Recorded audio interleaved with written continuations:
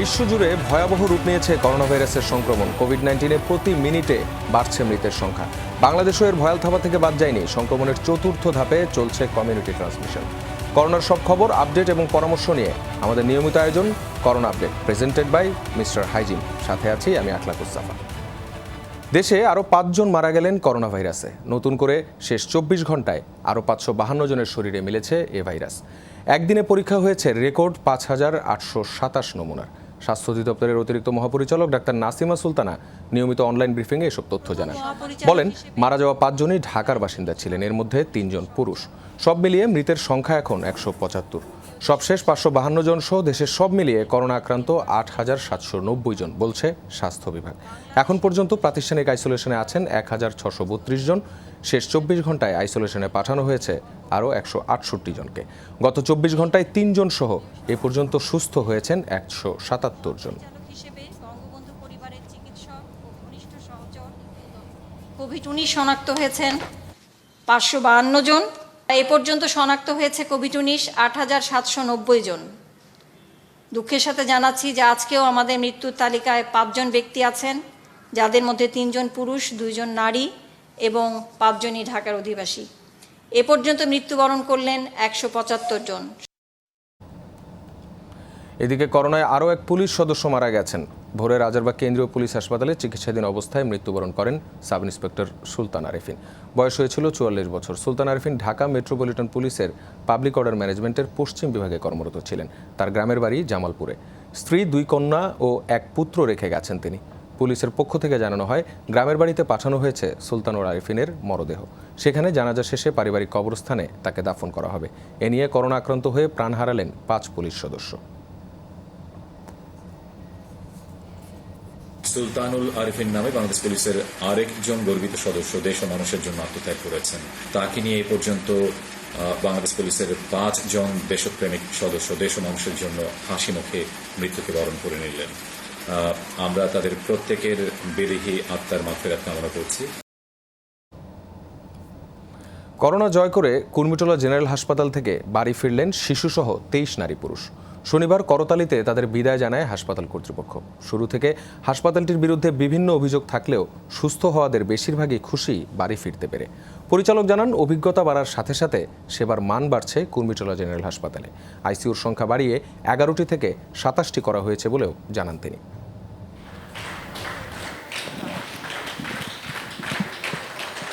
তারা সবাই করোনা বিজয়ী। ভয়, আতঙ্ক, এমনকি জীবন হারানোর শঙ্কা নিয়ে কুর্মিটোলা জেনারেল হাসপাতালে ভর্তি হয়েছিলেন তারা। চিকিৎসা শেষে সুস্থ হয়ে বাড়ির পথ ধরলেন শনিবার। এদিন করোনা মুক্ত হওয়া মোট 23 জনকে ছাড়পত্র দেয় কুর্মিটোলা হাসপাতাল কর্তৃপক্ষ।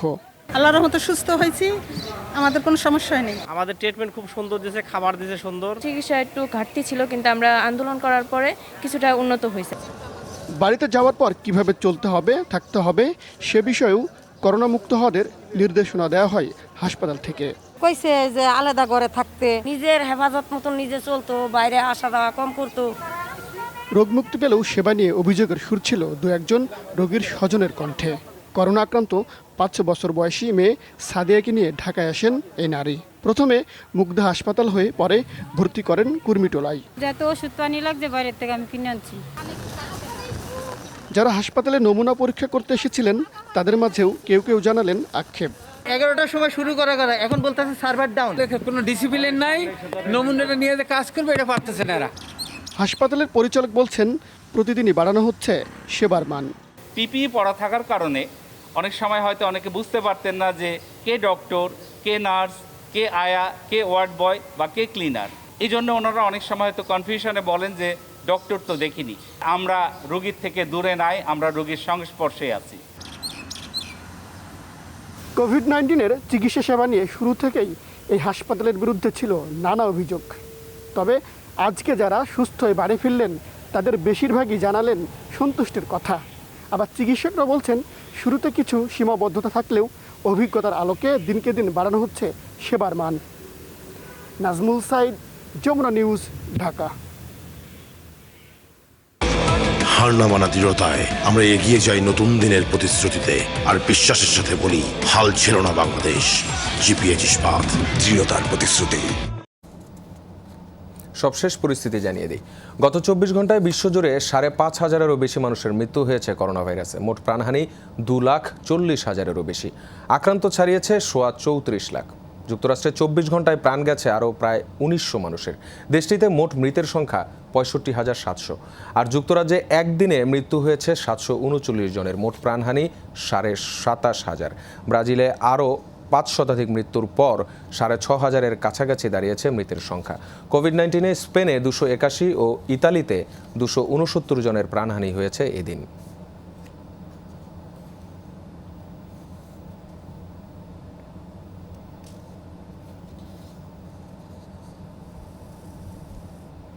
দর্শক দেখছেন corona update presented by Mister Hygiene. নিচ্ছে আবারও একটা বিরতি, আমাদের সাথেই থাকুন।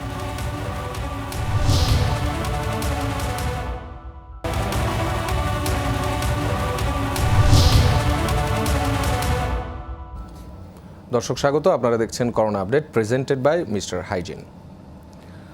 আরেক দফা বাড়ছে সরকারি ছুটি। এবার 16 মে পর্যন্ত ছুটি বাড়ানোর প্রস্তাব দেওয়ার কথা জানিয়েছেন জনপ্রশাসন প্রতিমন্ত্রী ফরহাদ হোসেন।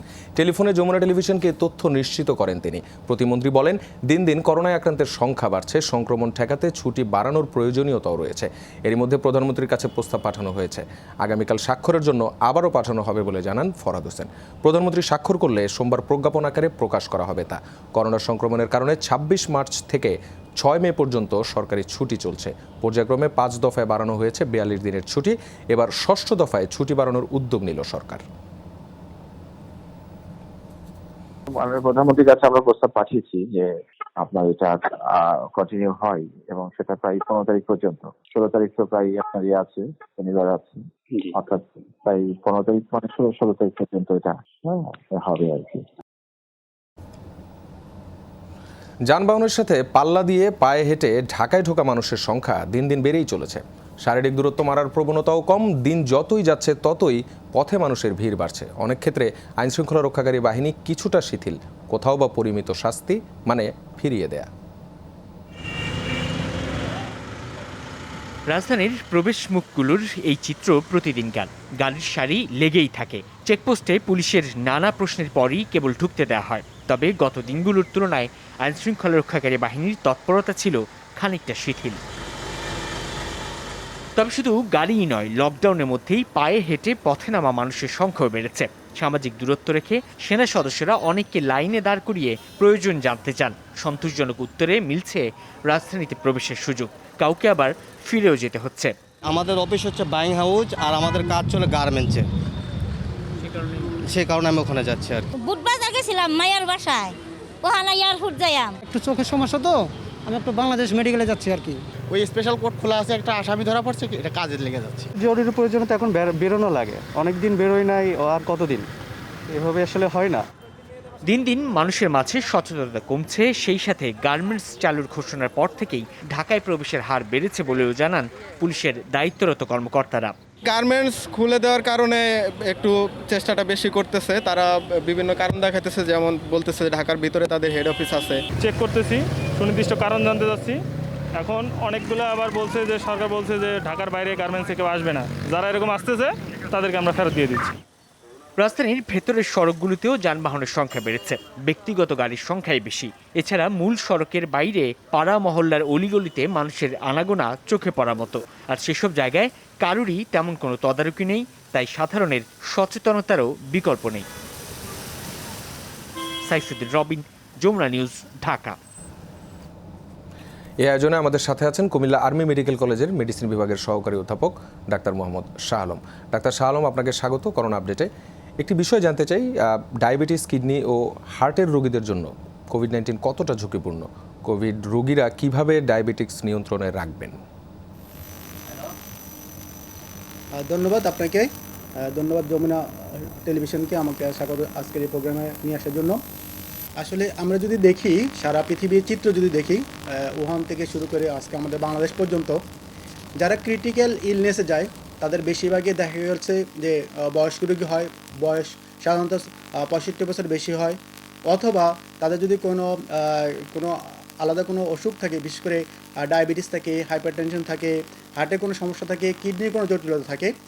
বিশেষ করে ডায়াবেটিস, হার্টের সমস্যা এবং কিডনি জটিলতা থাকলেই এই পেশেন্টগুলি আমাদের কোভিড-19 আক্রান্ত হলেই ক্রিটিক্যাল ইলনেসে যেতে পারে।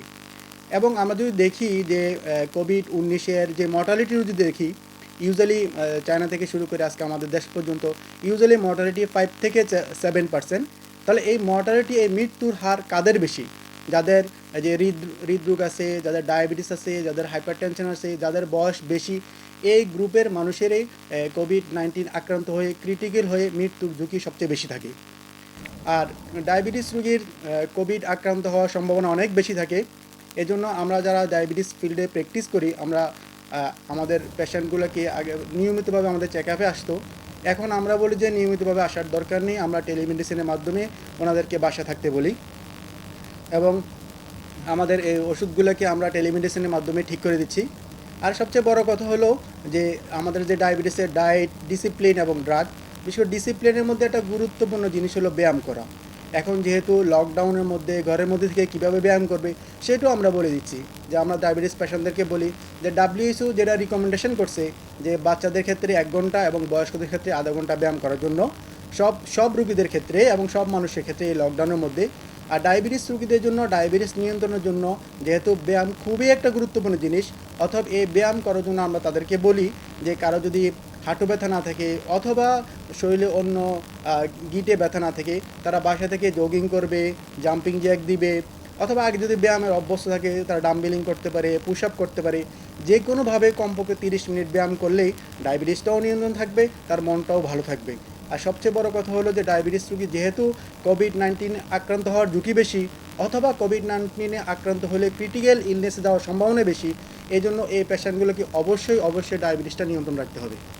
এখনকার বাস্তবতাটাকে আসলে কিভাবে মূল্যায়ন করবেন, যেখানে আমরা দেখতে পাচ্ছি এখন উপসর্গ ছাড়া রোগীর সংখ্যাও কিন্তু বাড়ছে, এরই মধ্যে আমরা বিভিন্ন হসপিটাল থেকেও এই ধরনের তথ্য পাচ্ছি। হ্যাঁ, এটা অবশ্যই যে যখন কমিউনিটি ট্রান্সমিশন হয়ে যাবে তখন এসিমপ্টোমেটিক পেশেন্টের সংখ্যাই, যাদের উপসর্গ ছাড়াই পেশেন্টের সংখ্যা অনেক বেশি থাকবে।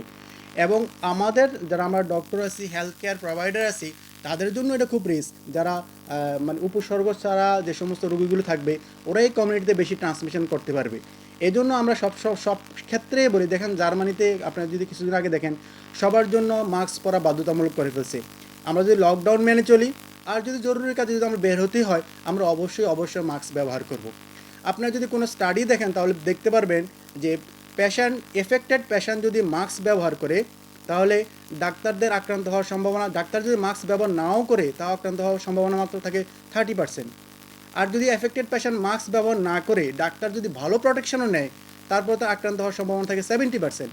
এবং এফেক্টেড পেশেন্ট এবং ডাক্তার দুজনে যদি ভালো প্রোটেকশন নেয় তাহলে আক্রান্ত হওয়ার সম্ভাবনা লেস দেন 5%। তাহলে আমাদের এই পরিস্থিতি, যেহেতু অ্যাসিম্পটোমেটিক ক্যারিয়ার, যার কোভিড-19 পজিটিভ, সে বুঝতে পারবে না, তার যদি শরীরের রোগ প্রতিরোধ ক্ষমতা ভালো থাকে, তার যদি ফিটনেস ভালো থাকে, সে বুঝতে পারবে না যে তার কোভিড-19 আক্রান্ত। কিন্তু সে তার পরিবারের জন্য, আমাদের সোসাইটির জন্য এটা বিগ হার্মফুল, তারা খুব সহজেই অসুখটা ছড়াই ফেলতে পারবে।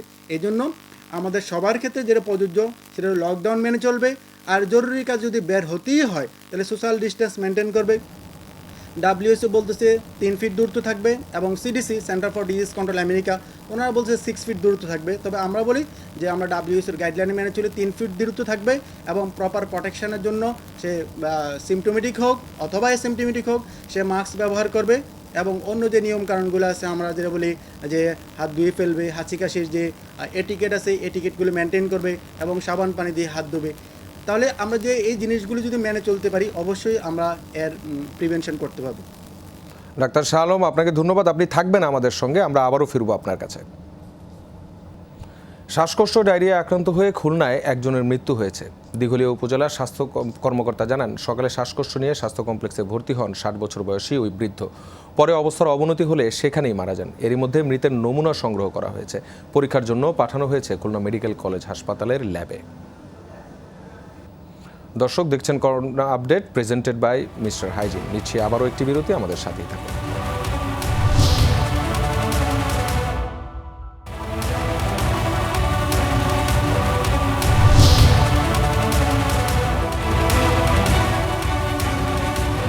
দর্শক স্বাগত আরেকবার, আপনারা দেখছেন corona update, presented by Mister Hygiene. উচ্চবিত্ত ঋণ পাবে, নিম্নবিত্ত ত্রাণ, মধ্যবিত্ত নিয়ম করে হাত ধুয়ে যান। করোনা দুর্যোগে সামাজিক যোগাযোগ মাধ্যমে এমন স্যাটায়ার মধ্যবিত্তদের নিয়ে, যারা সংকটে পড়েও খাদ্য সাহায্য চাইতে পারছেন না, মুখ ফুটে বলতেও পারছেন না কষ্টের কথা। এমন অবস্থায় কারো কারো 3 বেলা খাবার জোগানই কঠিন। দেশে 4.25 কোটি নিম্ন মধ্যবিত্ত ও মধ্যবিত্তের অনেকেরই এমন অসহায় ও অমানবিক অবস্থা বলে জানিয়েছে অর্থনীতি গবেষকরা। আলমগীর স্বপনের রিপোর্ট। রাজধানীর একটি স্কুল ও জিমে শারীরিক প্রশিক্ষকের খণ্ডকালীন কাজ করতেন স্বামী, আর স্ত্রী বসতেন বাবার দোকানে। এর মাঝেই তাদের 1 বছর 4 মাসের সংসারে গত 24 মার্চ ঘর আলো করে আসে কন্যা সন্তান। দুজনের আয়ে ভালোই চলে যেত নতুন সংসার, কিন্তু সংসার কি তা বুঝতে না বুঝতেই করোনায় উপার্জনের সব পথ বন্ধ। বড় সংকটে মিরপুরের নিম্ন মধ্যবিত্ত পরিবারটি। একটা ছোট বাচ্চা আসছে আমাদের নতুন ফ্যামিলিতে। এই করোনা ভাইরাসের ইসের মধ্যে আমাদের বলতে গেলে খুব অসহায় অবস্থা। ইনকাম যা তো সংসার চলে যেত ভালো মতন, কিন্তু এখন তো কিছুই নেই, সব বন্ধ। এখন পরিবেশটাও একটু খারাপ। প্রায় একই অবস্থা মোহাম্মদপুরের লাউতলার আরেক দম্পতির। আয়ের প্রধান উৎস স্টেশনারির দোকান বন্ধ হয়ে যাওয়ায় 2 সন্তান নিয়ে দিশেহারা মধ্যবিত্ত পরিবারটি। আমার বাসায় খাদ্য নাই, আবার আমার হাতেও টাকা না, ইনকাম তো টোটালি বন্ধ, আমিও যেতে পারতেছি না আর কি। তার মধ্যে আপনার যে বাসা ভাড়া দিতেও আমার খুব সমস্যা হচ্ছে। সামনের দিনগুলো কি করব আমি সেই টেনশনে আমার মাথাটা ঘুরতেছে। শ্যামলীর শিশু মেলায় খাবারের দোকান ষাটোর্ধ্ব মজনু মিয়ার। মাসে যা আয় হতো তা দিয়ে ভালোভাবে চলে যেত 9 সদস্যের পরিবারের, কিন্তু এখন 3 বেলা খাবারের সংকুলানি কঠিন। অসুবিধার মধ্যে আছে, ভীষণ অসুবিধা, যেটা কল্পনা মতো কেউ কাছে হাতও পাতা যেতেছে না আর বলাও যেতেছে না। এডিবির তথ্য অনুযায়ী দেশে মধ্যবিত্তের সংখ্যা 3,70,00,000-এর মতো। সীমিত আয়ের এসব মানুষ করোনায় আছেন কোনো না কোনো সংকটে। কয়েক কেজি চালের হয়তো সংকট না, তাদের সংকটটা হলো হয়তো কারো বাসা ভাড়া, কারো ওষুধের সমস্যা, কারো বাচ্চার সমস্যা, বাচ্চার দুধ লাগবে। অর্থনীতি গবেষকরা এক্ষেত্রে নগদ অর্থ সহায়তা এবং টেলিফোনে চাহিদা অনুযায়ী খাদ্য পৌঁছে দেওয়ার পরামর্শ দিয়েছেন।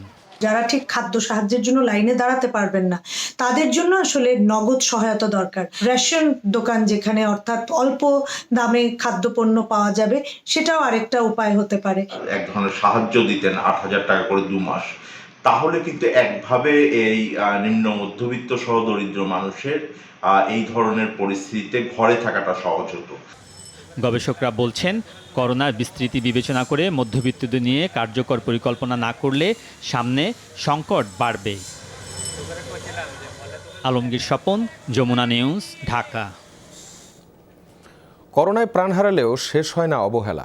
দেখতে আসা দূরে থাক, শতাধিক কবরের রসিদই নেয়নি পরিবার বা স্বজনরা। কোভিড-19-এ মৃত্যুবরণকারীদের অনেকেই এখন শুধু একটি নম্বর। আরও পরিতাপের বিষয়, এই কবরগুলো দেওয়া হয়েছে খিলগাঁও কবরস্থানের নিচু অংশে, তাই উপচে পড়া পানি ঠেকাতেই হিমশিম খাচ্ছে গোরস্থানের কর্মীরা। প্রায় 200 মানুষের মরার পরের নিষ্ঠুর দশা দেখে এসেছেন সহকর্মী ভাস্কর বাদুরী। ছবি তুলেছেন মেহেদি মিরাজ।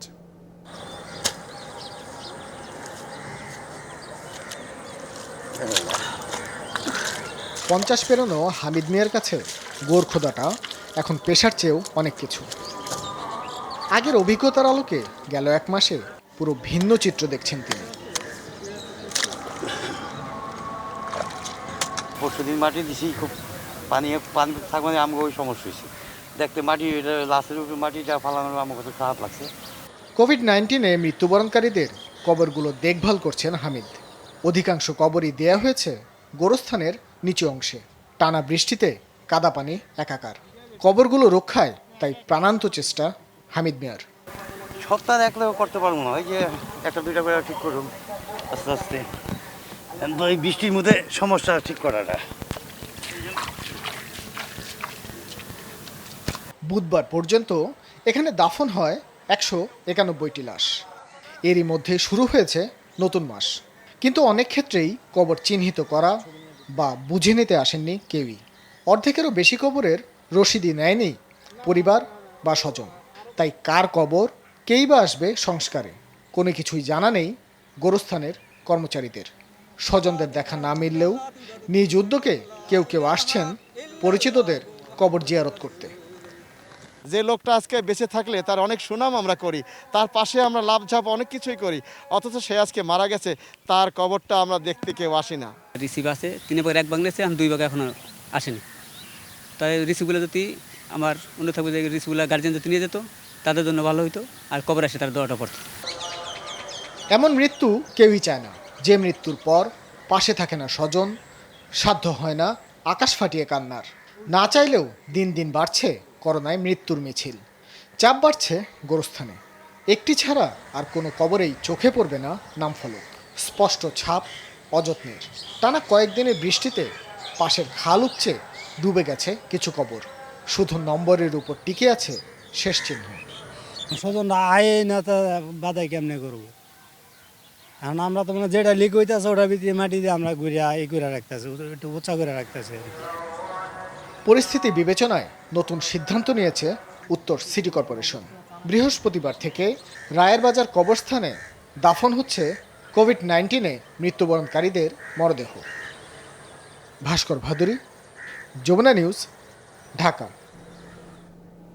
করোনায় মৃতদের কবর ও সৎকারে বাধা না দেওয়ার আহ্বান জানিয়েছেন পুলিশ সদর দপ্তরের এআইজি মোহাম্মদ সোহেল রানা। বলেন, যথাযথ স্বাস্থ্যবিধি মেনেই মৃতদের কবর দেওয়া হচ্ছে, তাই এক্ষেত্রে পুলিশ ও সংশ্লিষ্টদের সহায়তার আহ্বান জানান তিনি। মৃতদেহ সৎকার এবং মৃত ব্যক্তিকে কবর দিতে গিয়ে পুলিশ এবং সংশ্লিষ্টরা বিভিন্ন স্থানে বাধাগ্রস্ত হয়েছেন এবং হচ্ছেন। যথার্থ স্বাস্থ্যবিধি না মেনে কোনো মৃতদেহকেই সৎকার করা হচ্ছে না বা কবর দেওয়া হচ্ছে না।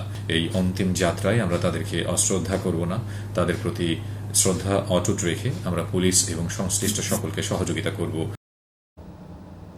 করোনা ছুটির মধ্যেই রমজানের 8ম দিনে দেশের বিভিন্ন শহরের সড়কে বেড়েছে জনসমাগম।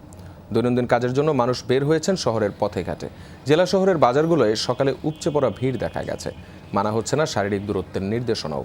অনেক জায়গায় মাস্ক বা পর্যাপ্ত সুরক্ষা সরঞ্জাম ব্যবহার ছাড়াই লোকজন ঘুরে বেরিয়েছেন রাস্তায়। কোথাও কোথাও অযথাই তৈরি হয়েছে জটলা। জনসমাগম নিয়ন্ত্রণে আনতে হিমশিম অবস্থা আইনশৃঙ্খলা রক্ষাকারী বাহিনীর সদস্যদের। দণ্ড আর জরিমানা করেও আটকানো যাচ্ছে না মানুষের চলাচল। আমরা মরি যাচ্ছি, আপনাদের খাইতে পারতেছি, দোকানগুলি দোকানও বেচা নেই, রোজা আমরা না খেয়ে আসি ধরতে গেলে। আমার খিদার জ্বালায় আমি কোনো রকম বেড়াইছি, 1-150 লেবু বিক্রি করব। আপনি তো অফিসে যাচ্ছে, একটু দেখতেছি আর কি। ম্যাক্সিমাম বলতেছে গার্মেন্টস কর্মী, তারপরে বিভিন্ন ওষুধ বিক্রয় কর্মী, এরকম নানা প্রয়োজনে মানুষ বের হচ্ছে, এবং যেগুলো ভাড়ায় চালিত গাড়ি আমরা ওরকম পাচ্ছি, ওগুলো আমরা আইনানুগ ব্যবস্থা গ্রহণ করছি। দর্শক, আমাদের সাথেই আছেন কুমিল্লা আর্মি মেডিকেল কলেজের মেডিসিন বিভাগের সহকারী অধ্যাপক ডাক্তার মোহাম্মদ শাহ আলম। ডাক্তার শাহ আলম, আবারও স্বাগত আপনাকে। একটি বিষয়, প্রাণঘাতী এই রোগ তো বয়স্কদের জন্য বেশি ঝুঁকিপূর্ণ বলা হচ্ছে, এক্ষেত্রে তাদের জন্য আপনার আলাদা কোনো পরামর্শ থাকবে কিনা? আলাদা আলাদা রোগ যাদের রয়েছে সেগুলোর বাইরেও। আমি আগেও বলছি, যারা বয়স্ক রোগী, বিশেষ করে যাদের বয়স 65 বছরের বেশি, তাদের এই রোগে আক্রান্ত হওয়ার সম্ভাবনা বেশি, এবং এই রোগ বয়স্ক মানুষজন যদি এই রোগে আক্রান্ত হয় তাদের ক্রিটিক্যাল হওয়ার সম্ভাবনাই বেশি। আপনারা যদি সারা পৃথিবীর সিনারিও দেখেন, বিশেষ করে ইউকে যারা নার্সিং হোমে ছিল তাদের এই রোগে আক্রান্ত হওয়ার সম্ভাবনা বেশি, এবং স্পেনে যদি আপনারা দেখেন যে যারা নার্সিং হোমে ছিল, ওল্ড কেয়ার হোমে ছিল, তাদের আক্রান্ত হওয়ার বেশি এবং ওদের মৃত্যুর হারও বেশি। এই জন্য যে কোনো বয়স্ক মানুষের ক্ষেত্রে আমরা বলবো যে স্ট্রিক্ট লকডাউন মেনটেন করার জন্য তারা বাসায় নামাজ পড়বে, বাসায় ধর্মীয় কাজ অবলম্বন করবে, এবং তারা কোনো কারণেই বাসা থেকে বের হবে না। আর তাদের যদি কোনো বড় ধরনের অসুখ থাকে, যদি ডায়াবেটিস থাকে, প্রেশার থাকে, হার্টের সমস্যা থাকে, তাহলে ওই অসুখগুলি তার অবশ্যই নিয়মিত ওষুধ খেয়ে তার বাকিগুলি কন্ট্রোল করার চেষ্টা করবে। আর সবচেয়ে বড় কথা হলো, আর যদি জয়েন্ট ফ্যামিলি থাকে তাহলে বয়স্ক মানুষজনকে বলবো যে আলাদাভাবে বাসার মধ্যে ওরা আলাদাভাবে থাকার জন্য। আর যদি আলাদাভাবে জায়গা না থাকে তাহলে খুব ভালো প্রোটেকশন নিয়ে, বিশেষ করে ডাবল মাস্ক ব্যবহার করে এবং পার্সোনাল হাইজিন ব্যবহার করে, এবং ঘরের মধ্যেও WHO ওয়ার্ল্ড হেলথ অর্গানাইজেশন সেটাও বলছে যে ঘরের মধ্যে যারা হাই রিস্ক যাদের রিস্ক বেশি, তারাও ঘরের মধ্যে সামাজিক দূরত্ব, বিশেষ করে ঘরের মধ্যে 3 ফিট দূরত্ব বজায় রাখার জন্য পরিবারের অন্য সদস্যের সাথেও। মিস্টার আলম, একটি বিষয়, একদিকে করোনার সংক্রমণ, অন্যদিকে আবার ডেঙ্গুর প্রাদুর্ভাব, সুস্থ থাকার উপায় কি? হ্যাঁ, আসলে করোনা তো আছেই। করোনার জন্য আমাদের যেটা প্রয়োজন, আমাদের সিনিয়র ডক্টর যারা আছে বাংলাদেশে সবাই বলতেছে, first of all tracing, second হলো টেস্টিং, থার্ড হলো আমাদের ট্রিটমেন্ট। ট্রেসিং মানে হলো যারা সিমটোমেটিক হোক, অ্যাসিমটোমেটিক হোক, যাদের কন্ট্যাক্ট আছে, আমরা যদি দক্ষিণ কোরিয়ার দিকে দেখি যে বেশিরভাগ মানুষের ওরা পরীক্ষা করতেছে, অস্ট্রেলিয়ার দিকে দেখি যে কিছু গত কয়েকদিন আগে আমরা অস্ট্রেলিয়া যদি দেখেন আপনারা 50,000 মানুষের পরীক্ষা করে খুব কম সংখ্যক পেশেন্ট ডায়াগনোস করতে পারছি। এই জন্য প্রথম কথা হলো দ্য সিমটোমেটিক হোক অথবা অ্যাসিমটোমেটিক হোক, কারোর যদি কোনো কন্ট্যাক্ট হিস্ট্রি থাকে, আর যেহেতু এখন কমিউনিটি ট্রান্সমিশন হয়ে গেছে কন্ট্যাক্ট হিস্ট্রি আমরা ট্রেসিং করতে পারবো না, যদি কারো সিমটম থাকলেই, বিশেষ করে জ্বর, সর্দি কাশি, গলা ব্যথা থাকলেই এই সময় আমরা অবশ্যই তাদেরকে টেস্টিং করে আমাদের ট্রিটমেন্টের আওতা নিয়ে আসতে হবে অথবা আমাদের আইসোলেশন নিয়ে আসতে হবে। সেক্ষেত্রে উপসর্গ ছাড়া যারা তাদের এখনো পর্যন্ত আমরা টেস্টের আওতায় আনতে পারিনি, সেই জায়গায় আপনি যদি খুব সংক্ষেপে বলতেন যে কোন ধরনের উপসর্গ দেখা দিলে অবশ্যই পরীক্ষা করাতে হবে অথবা হচ্ছে যে নিজে নিজে হোম আইসোলেশনে চলে যেতে হবে। সবচেয়ে বড় আমাদের খুব সহজভাবে যদি বলতে, কারো যদি জ্বর থাকে, গলা ব্যথা থাকে, কারো যদি সর্দি থাকে, কারো যদি কাশি থাকে, বুকে ব্যথা থাকে, আর যদি কারো শ্বাসকষ্ট থাকে, তাহলে অবশ্যই খুব দ্রুতভাবে তাদেরকে টেস্টিংয়ের আওতা আনতে হবে অথবা হোম আইসোলেশনে যাবে।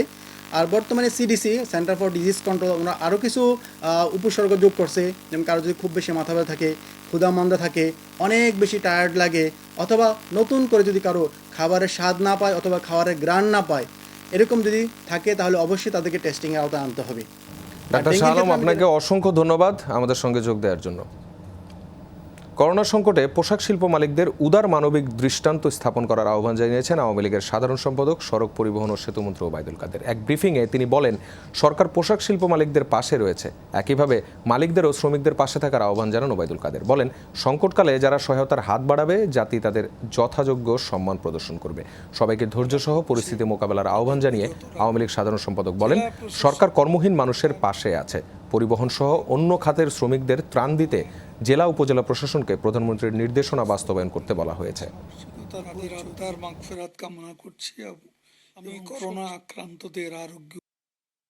তৈরি পোশাক কারখানাগুলো চালু করার আগে মালিকরা প্রতিশ্রুতি দিয়েছিলেন এই সংকটে কোনো প্রকার শ্রমিক ছাঁটাই, লে অফ করা হবে না।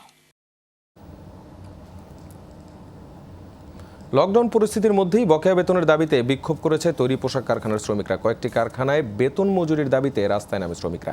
এদিকে 6 পোশাক শ্রমিকের করোনা শনাক্তের পর স্বাস্থ্যবিধির কঠোর প্রয়োগে কারখানাগুলোকে বিশেষ নজরদারির আওতায় আনার ঘোষণা দিয়েছে সাভার প্রশাসন।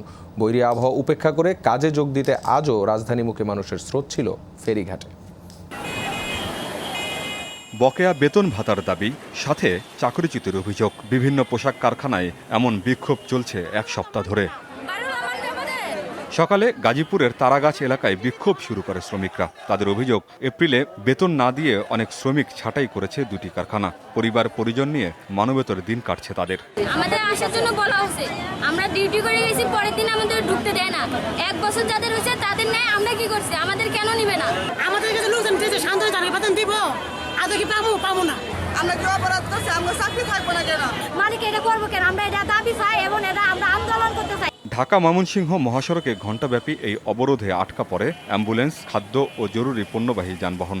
একই দাবিতে বিক্ষোভ চলে কুনিয়া, কাশিমপুর আর সাভারের কয়েকটি কারখানায়। যেসব ফ্যাক্টরি থেকে এখনো বেতন ভাতা পরিশোধ করা হয় না, আপনারা ইতিমধ্যে জানেন, গাজীপুরে কয়েক জায়গায় রাস্তায় ব্যারিকেড দিয়েছে ওয়ার্কাররা।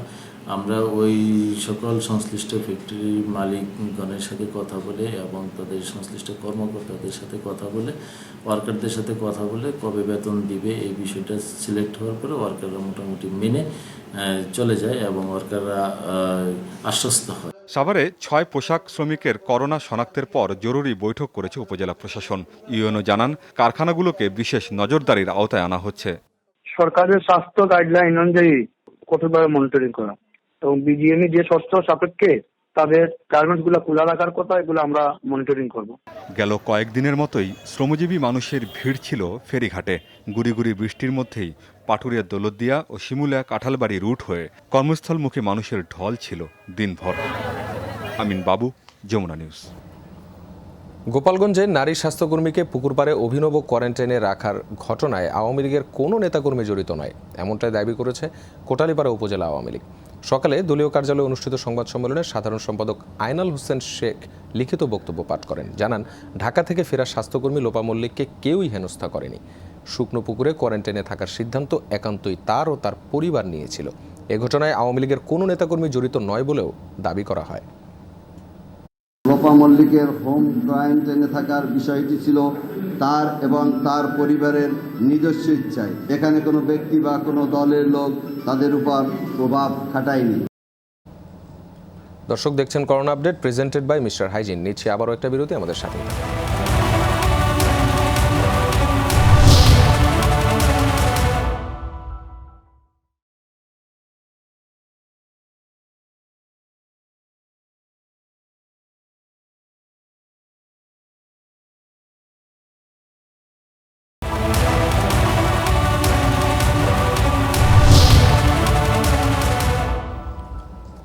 দর্শক স্বাগত আরেকবার। আপনারা দেখছেন corona update presented by Mister hygiene.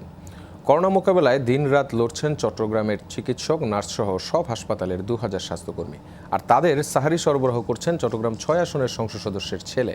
খাবার তৈরিতে প্রতিদিন চলে বিশাল কর্মযজ্ঞ, মধ্যরাতে পৌঁছে দেন স্বেচ্ছাসেবীরা। এমপি পুত্রের ব্যতিক্রমী ও মানবিক এই আয়োজন প্রশংসিত হচ্ছে সর্বত্র। প্রতিদিন ইফতারের পর শুরু হয় কর্মযজ্ঞ। রাউজানের একটি কমিউনিটি সেন্টারে 10 জন বাবুর্চির নেতৃত্বে চলে করোনার ফ্রন্টলাইন যোদ্ধা স্বাস্থ্যকর্মীদের জন্য সেহরি তৈরির বিশাল এই আয়োজন। 12টার মধ্যে এসব খাবার প্যাকেটজাত করেন 30 জন স্বেচ্ছাসেবী। আমার সাথে কাজ করতেছে 10 জন, মহিলা আছে 2 জন, আর স্বেচ্ছাসেবক আছে প্রায় 100-র মতো। এখানে দেখতে পাচ্ছেন আমরা স্বেচ্ছাসেবকরা কাজ করছে, তারা কিন্তু স্বইচ্ছায় সারাদিন রোজা রেখে তারা অনেকে হেঁটে এখানে চলে আসে। এসব খাবার চট্টগ্রাম মেডিকেল কলেজ হাসপাতাল, জেনারেল হাসপাতাল, বিআইটিআইডি সহ বিভিন্ন হাসপাতালে পৌঁছে দেয় শিক্ষার্থীদের স্বেচ্ছাসেবী সংগঠন সেন্ট্রাল বয়েজ অব রাউজান। 2000 স্বাস্থ্যকর্মীর জন্য প্রতিদিন উনি খাবারের ব্যবস্থা করতেছেন, তো এটা মনে করি যে খুবই ভালো উদ্যোগ। সব হোটেল রেস্তোরাঁ এখন বন্ধ হয়ে এ অবস্থায় হাসপাতালে চিকিৎসক, নার্স ও আইনশৃঙ্খলা রক্ষাকারী বাহিনীর সদস্যদের সেহরি সরবরাহের ব্যতিক্রমী এ উদ্যোগ নেন তরুণ রাজনীতিবিদ ফারাজ করিম চৌধুরী। স্বাস্থ্যকর্মীদের জন্য আমরা করছি, কিন্তু আপনার বাসার বাইরে অনেকে আছে যাদের হাতে সেহরির এবার খাওয়ার কোনো উপায় নেই, সব হোটেল বন্ধ, কোথায় যেয়ে খাবে? যে ভলান্টিয়ার থাকে আমরা 3 দিন, তারা 3 দিন থাকে, 3 দিন পরে আরেক গ্রুপ আসে, আবার 3 দিন পরে এরকম আমরা একটা এদেরকে শিডিউল করে দিয়েছি। মানবিক এ আয়োজনে যুক্ত হয়েছেন রাউজানের আওয়ামী লীগ ও অঙ্গ সংগঠনের নেতাকর্মীরাও। স্থানীয় সংসদ সদস্য জানালেন, পুরো রমজান জুড়ে চলবে এই কার্যক্রম। চট্টগ্রাম শহরে সকল হাসপাতালগুলোতে আমরা এই খাওয়াগুলো পৌঁছাচ্ছি। আজকে 6ম দিন, তো এরকম আরও 24 দিন আমরা এই খাওয়া প্রদান করব। আয়োজনটি উৎসর্গ করা হয়েছে সম্প্রতি করোনা আক্রান্ত হয়ে মারা যাওয়া সিলেটের চিকিৎসক মঈনুদ্দিনের প্রতি। আরিফুর রহমান সবুজ, যমুনা নিউজ, চট্টগ্রাম। বরিশালে করোনার প্রভাবে অসহায় মানুষের কল্যাণে জমানো অর্থ দিয়ে দৃষ্টান্ত স্থাপন করেছেন শারীরিক প্রতিবন্ধী বাদশা খান। অন্যের উপর নির্ভরশীল মানুষটির উদারতায় গর্বিত তার স্বজন ও প্রতিবেশীরা।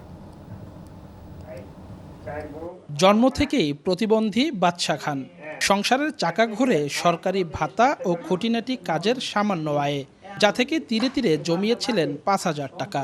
করোনা মহামারীর সময়ে সঞ্চয়ের সেই পুরো টাকাই দান করে দিয়েছেন অসহায় মানুষের পাশে দাঁড়াতে। প্রতিবন্ধী ভাতা পাইছি 3000 টাকা, আর আমার ঘরে মেয়ের স্কুলের লেখাপড়ার জন্য 2000 টাকা জমাই রাখছি। আজকে মানুষের জীবন বাঁচানোর কাজ হয়েছে বেশি ফরজ। মানুষের পাশে যদি এখন না দাঁড়াই, আর খারাপ সময় মানুষের থাকতে পারে না। নিজে অন্যের উপর নির্ভরশীল বলেই অসহায় মানুষের কষ্ট বেশি নাড়া দিয়েছে বাদশা খানকে। বিশ্বাস করেন তার দানের সামান্য টাকাই হয়তো অনুপ্রাণিত করবে বিত্তবানদের। আমাকে দেখে আরও বিত্তবান ব্যক্তিরাও আগাই আসবে। হ্যাঁ, তারা গরিব দুঃখী মানুষের অনাহারে থাকবে না, কেউ কোনো মানুষ না খাইয়ে মরবে না, এটাই আমি কামনা করি। 4 ভাইয়ের মধ্যে দ্বিতীয় বাদশা। পরিবারের কারো অবস্থাই তেমন সচ্ছল নয়, এর মধ্যেও বাদশা খানের উদারতায় গর্বিত স্বজনার প্রতিবেশীরা। দোকানপাট করে খুব কষ্ট হয়, ভীষণ কষ্ট করে। মানুষের পাশে দাঁড়াইছে, তার জন্য আমরা খুশি। আমাকে আল্লাহ চালাক। আমার পড়শি ছোট ভাই প্রতিবন্ধী মানুষ, কিছু নেই, ঘর নেই, বাড়ি নেই। সে মনে করছে সারাদিনে 3 বেলা খাবে না, 1 বেলা খাবে, তারপর আর 1 বেলা খাবার যদি অন্য মানুষকে দিতে পারে, এটাই তো মনের একটা আবেগ, এটাই তো একটা সাহস শক্তি মানুষকে। অসহায় মানুষের পাশে দাঁড়াতে বিপুল ধন সম্পদের দরকার হয় না, দরকার শুধু সদিচ্ছার। একথাই যেন আরেকবার প্রমাণ করলেন শারীরিক প্রতিবন্ধী Badsha Khan. Kawsar Hossain, Jamuna news, Barishal. Corona virus প্রকোপের মধ্যেই নতুন ঝুঁকিতে শিশুরা। মহামারীতে বিপর্যস্ত দেশগুলোয় হঠাৎই বেড়েছে বিরল কাওয়াসাকি রোগের বিস্তার। আক্রান্ত শিশুদের প্রায় সবাই কোভিড-19 পজিটিভ। উপসর্গে মিল থাকায় কঠিন হচ্ছে রোগ শনাক্তকরণ, বাড়ছে মৃত্যু ঝুঁকিও। করোনা ও কাওয়াসাকির মধ্যে যোগসূত্র খতিয়ে দেখতে এরই মধ্যে গবেষণাও শুরু করেছে যুক্তরাষ্ট্র, ব্রিটেন সহ 6টি দেশ। শুরুতে কেবল বয়স্করা ঝুঁকিতে থাকলেও এখন করোনার শিকার হচ্ছে শিশুরাও। উদ্বেগের বিষয় হলো কোভিড-19 আক্রান্ত অনেক শিশুর মধ্যেই দেখা দিচ্ছে বিরল কাওয়াসাকি ডিজিজ সিনড্রোম। ইতালি সহ করোনার হটস্পট প্রায় সব দেশেই হঠাৎ বেড়েছে কাওয়াসাকি ডিজিজের প্রকোপ। এর সাথে কোভিড-19 সম্ভাব্য যোগসূত্র ভাবাচ্ছে চিকিৎসকদের। করোনা আক্রান্ত হলে শিশুদের ক্ষেত্রে সুস্থতার সম্ভাবনা অনেক বেশি, কিন্তু কাওয়াসাকির জটিলতায় বাড়ছে মৃত্যু ঝুঁকি। সাধারণত 2 বছরের কম বয়সীদের মধ্যে এ রোগ প্রকট হয়। কিছুদিন ধরে এ ধরনের শিশু রোগী অস্বাভাবিক বেড়ে গেছে। রক্তনালী প্রসারিত হওয়ার বিপজ্জনক যে উপসর্গ এ রোগে দেখা দেয়, যে জন্য শিশুর প্রাণও যেতে পারে, সে উপসর্গ এসব ক্ষেত্রে বেশ দৃশ্যমান। কাওয়াসাকি রোগে 5 দিন বা তারও বেশি সময় তীব্র জ্বরে ভোগে শিশু। সারা শরীরে র্যাশের পাশাপাশি গলা ফুলে যাওয়া আর ব্যথাও আছে উপসর্গের তালিকায়। এমনি ঠিকঠাক থাকলেও যে কোনো মুহূর্তে রক্তচাপ অত্যাধিক বেড়ে কিংবা কমে শকে চলে যেতে পারে শিশুরা। ক্ষতিগ্রস্ত হতে পারে রক্তনালী, হৃৎপিণ্ড সহ অন্যান্য অঙ্গ প্রত্যঙ্গ। শিশুদের মধ্যে বিরল যে উপসর্গটি ইদানিং দেখা দিচ্ছে, সে ব্যাপারে সারা দেশে বিশেষজ্ঞ চিকিৎসকদের বার্তা দেওয়া হয়েছে। কিছু শিশু এমনও পেয়েছি যারা কোনো স্বাস্থ্য জটিলতায় ভুগছিল না, কিন্তু মারা গেছে। তারা সংখ্যায় কম হলেও বিষয়টি চিন্তার। এর সাথে কোভিড-19 যোগসূত্র বুঝতে গবেষণা চলছে। যুক্তরাষ্ট্র, যুক্তরাজ্য, ফ্রান্স, ইতালি, স্পেন আর সুইজারল্যান্ডে করোনা মহামারীর 4 মাসে কাওয়াসাকি রোগে আক্রান্ত হয়েছে কমপক্ষে 100 শিশু। সাধারণ সময়ের চেয়ে যা কয়েক গুণ বেশি। তবে করোনা ও কাওয়াসাকির উপসর্গ আলাদাভাবে চিহ্নিত করা নিয়েই বেশি উদ্বিগ্ন চিকিৎসকরা। কাওয়াসাকি সিনড্রোম বিরল হলেও এর চিকিৎসা অজানা নয়, তাই দ্রুততম সময়ে রোগ শনাক্ত করে চিকিৎসার প্রস্তুতি নেওয়া হচ্ছে। ইদানিং রোগের মাত্রা বেড়ে গেলেও করোনা মহামারীর সাথে এর সম্পর্ক এখনো অস্পষ্ট। কাওয়াসাকি সিনড্রোমের জন্য পরীক্ষিত চিকিৎসা আছে বিশ্বে, তবে জানা নেই রোগের কারণ। ধারণা করা হয় 70-80 দশকে জাপানে প্রথম ছড়ায় বায়ুবাহিত রোগটি। নুজহাত কামাল, যমুনা নিউজ। ধীরে হলেও ক্ষীণ হলেও করোনার বিরুদ্ধে আশার আলো জ্বালল রেমডেসিভির। কোভিড-19 আক্রান্তের চিকিৎসায় প্রয়োজনীয় ওষুধটি ব্যবহারের অনুমোদন দিয়েছে যুক্তরাষ্ট্রের ফুড অ্যান্ড ড্রাগ অ্যাডমিনিস্ট্রেশন। ওষুধ অনুমোদনের দিনই মার্কিন প্রেসিডেন্টের অভিযোগের জবাব দিয়েছে বিশ্ব স্বাস্থ্য সংস্থা। তাদের দাবি, কোনো ল্যাবে নয়, প্রাকৃতিকভাবেই উৎপত্তি হয়েছে করোনা ভাইরাসের। করোনা মোকাবেলায় চূড়ান্ত কার্যকারিতা প্রমাণে দ্বিতীয় ধাপে রেমডেসিভিরের ট্রায়ালের অপেক্ষায় গবেষকরা। তবে প্রাথমিক সাফল্যের ভিত্তিতেই জরুরি প্রয়োজনে কোভিড আক্রান্তদের ওপর ওষুধটি প্রয়োগের অনুমোদন দিল মার্কিন ফুড অ্যান্ড অ্যাডমিনিস্ট্রেশন। মার্কিন প্রতিষ্ঠান জিলিড সায়েন্সের গবেষণার পর ব্যাপকভাবে আলোচনায় আসে অ্যান্টিভাইরাল ওষুধটি। রেমডেসিভির প্রয়োগে অন্য প্রতিষেধক নেওয়া রোগীদের অন্তত 4 দিন আগে সুস্থ হচ্ছে কোভিড আক্রান্ত ব্যক্তি, এমনটাই বলছে প্রাথমিক গবেষণার ফলাফল। মাত্র 2 দিন আগেই ওষুধটি অনুমোদনের অনুরোধ জানিয়েছিলেন ট্রাম্প। এটা স্বস্তির খবর যে রেমডেসিভির প্রয়োগের অনুমোদন দিয়েছে এফডিএ। সংশ্লিষ্টদের সাথে কথা বলেছি, জিলিড জনস্বার্থে দারুণ অবদান রাখছে। সম্মিলিত প্রচেষ্টায় দ্রুত ইতিবাচক ফল পাবো আমরা। যুক্তরাষ্ট্রে আক্রান্ত আর মৃত্যুহার কমায় স্বস্তি প্রকাশ করলেও চীন আর ডব্লিউএইচওর ভূমিকাকে আবারও কটাক্ষ করেছেন মার্কিন প্রেসিডেন্ট। সবাই ভাবছিল 15 থেকে 20 লাখ মানুষের মৃত্যু হবে, তবে আমরা মৃত্যুহার কমিয়ে আনতে পেরেছি। ভাইরাসের উৎসেই তা বন্ধ করা উচিত ছিল, তবে তা হয়নি। সুইজারল্যান্ডের নিয়মিত ব্রিফিংয়ে ট্রাম্পের অভিযোগের জবাব দিয়েছে বিশ্ব স্বাস্থ্য সংস্থা। বলা হয়, জেনেটিক সিকোয়েন্স বিশ্লেষণের ভিত্তিতেই কোভিড-19 উৎপত্তি কিংবা বিস্তার সম্পর্কে নিশ্চিত তথ্য জানিয়েছেন গবেষকরা। বিজ্ঞানী ও গবেষকদের সঙ্গে বারবারই কথা বলেছি এবং নিশ্চিত হয়েছি ভাইরাসটির উৎপত্তি প্রাকৃতিকভাবে। সবচেয়ে গুরুত্বপূর্ণ ছিল ভাইরাসের ধরন সম্পর্কে জানা, যেটি আমাদের উদ্দেশ্য ছিল। বিস্তার ঠেকাতে এবং মানুষের করণীয় সম্পর্কে নির্দেশনা দিতে যা জরুরি সেটাই করেছি। WHOর 30 জানুয়ারির বৈশ্বিক সতর্কতা যথেষ্ট বৈজ্ঞানিক তথ্য প্রমাণের ভিত্তিতেই দেয়া হয়েছিল। ওই সময় চীনের বাইরে মাত্র 82 জন আক্রান্ত ছিল এবং কারো মৃত্যুও হয়নি। তাই আবারও বলছি, সচেতন হবার জন্য যথেষ্ট সময় পেয়েছে বাকি বিশ্ব। বিশ্বজুড়ে কোভিড-19 পরিস্থিতিতে জনস্বাস্থ্য বিষয়ক সতর্কতা জারি থাকবে বলেও জানিয়েছে WHO। ডরথি তাস্ট্রিন, যমুনা নিউজ। দর্শক, এই ছিল করোনা আপডেটে প্রেজেন্টেড বাই মিস্টার হাইজিন। এতক্ষণ সঙ্গে থাকার জন্য ধন্যবাদ সবাইকে।